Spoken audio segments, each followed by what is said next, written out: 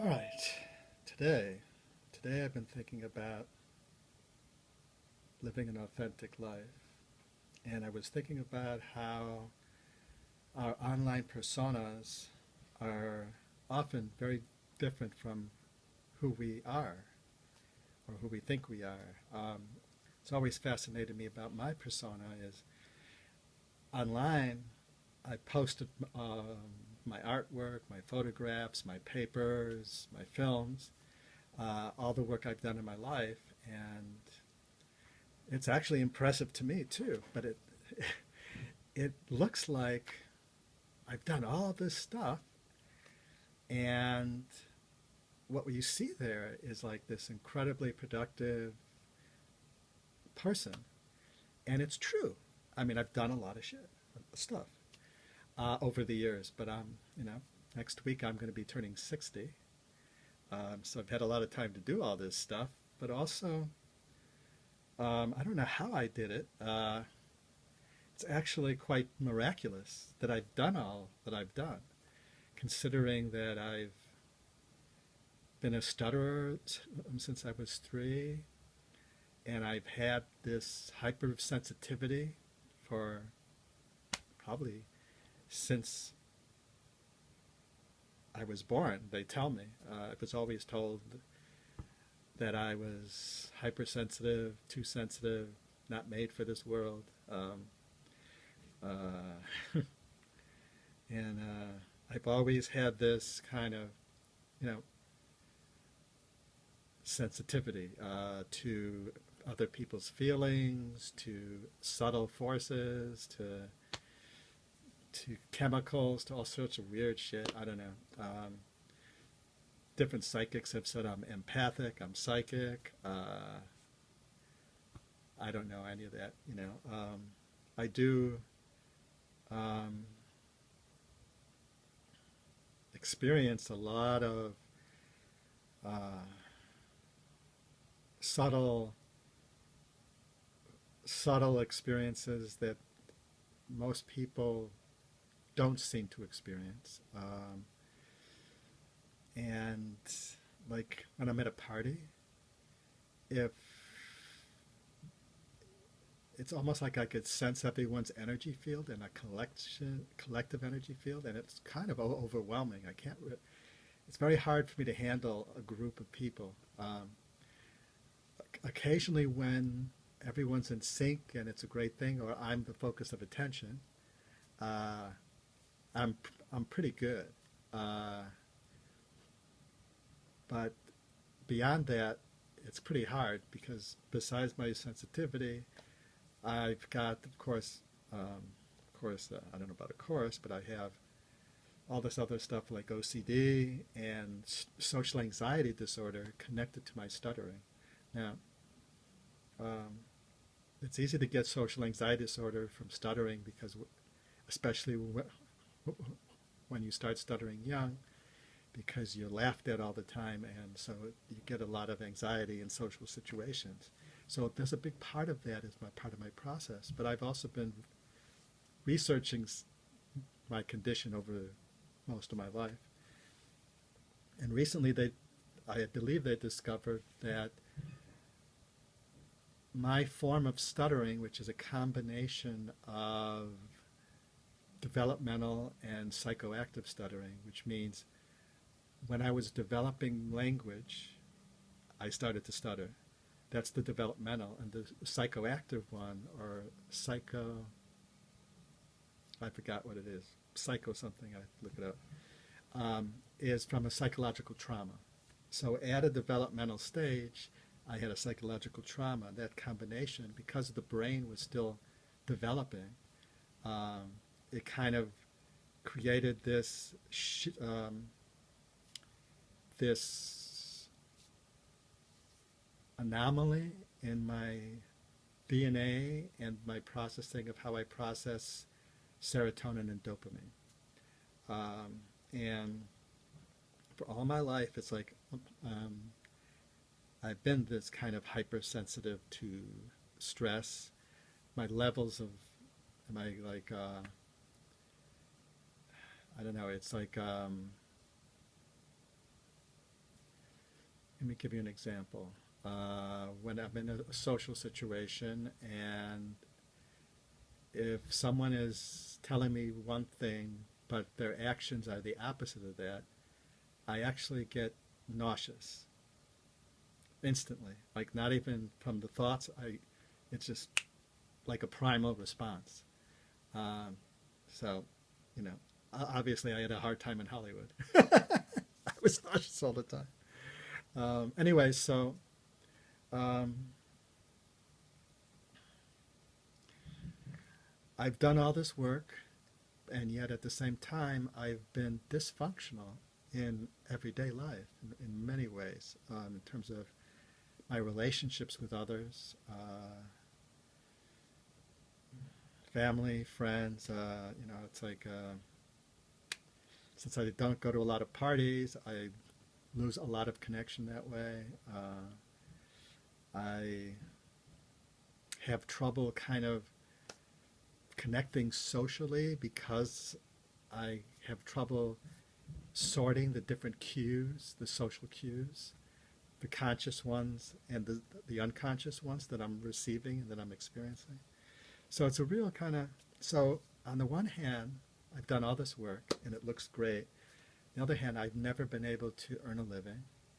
I've been chronically homeless. This is who I am fully.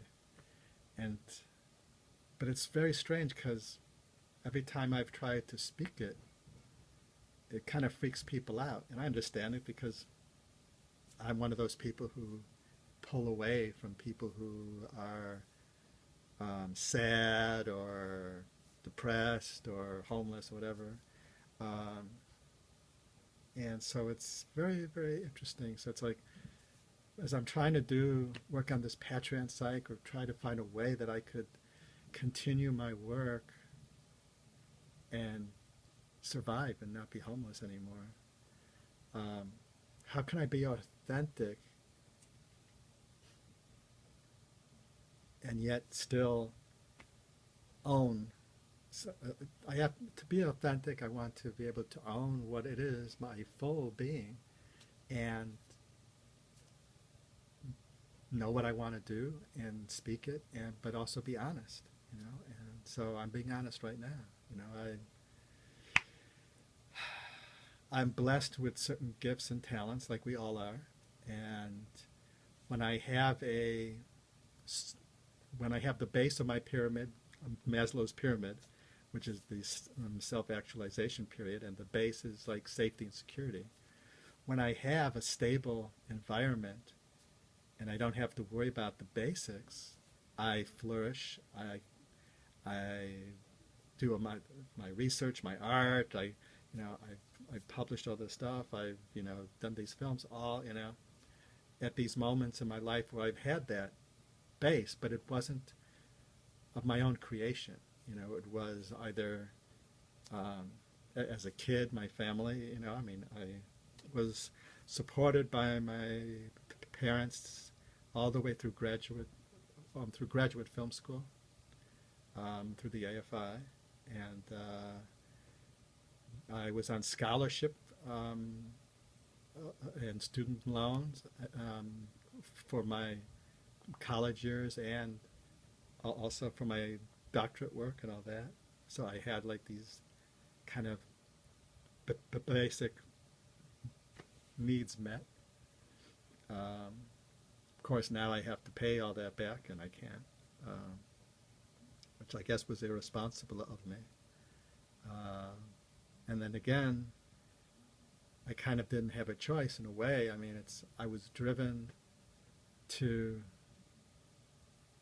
do the work I was doing, and I kind of really believed that people would find value in it and I would be able to pay back.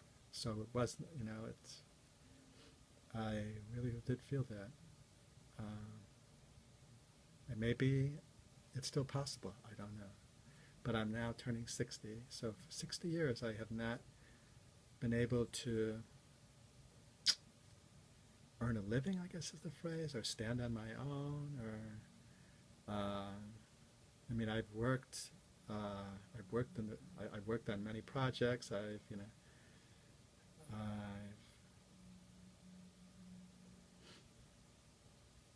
don't know. It's a tough one. It's a tough one.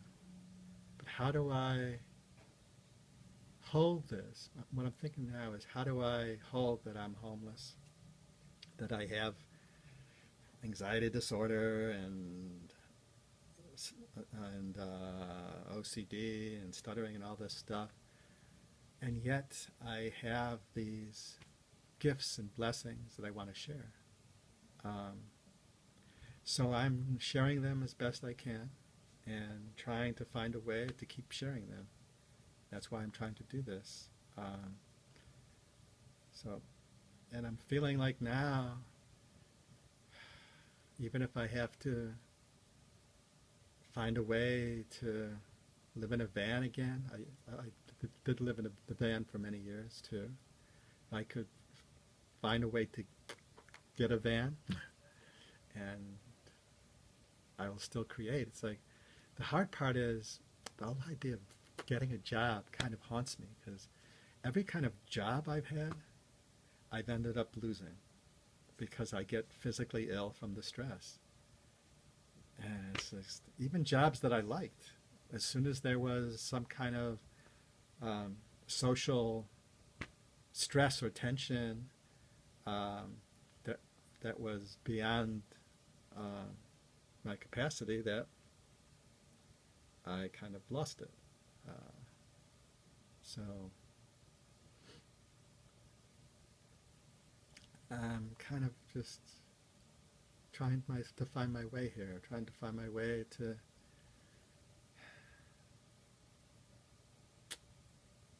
live a life that gives back and have value and somehow survive.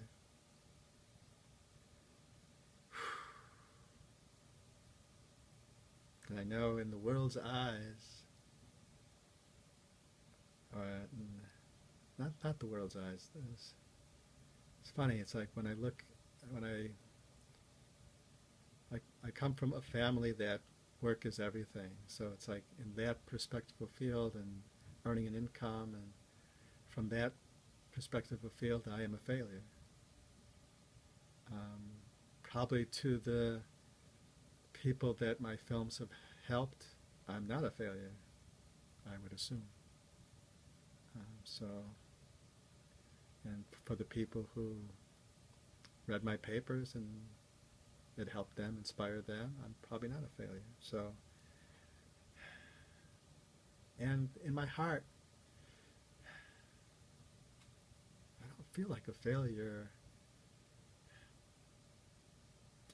The only failure I feel is I haven't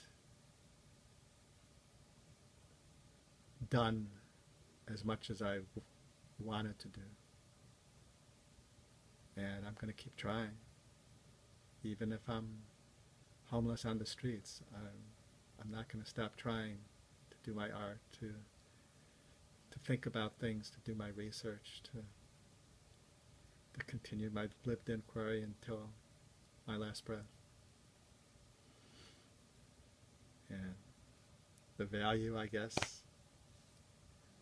is up to the gods, up to the divine, up to the evolutionary impulse, and you, and me, and the world. All right. Namaste. Peace out.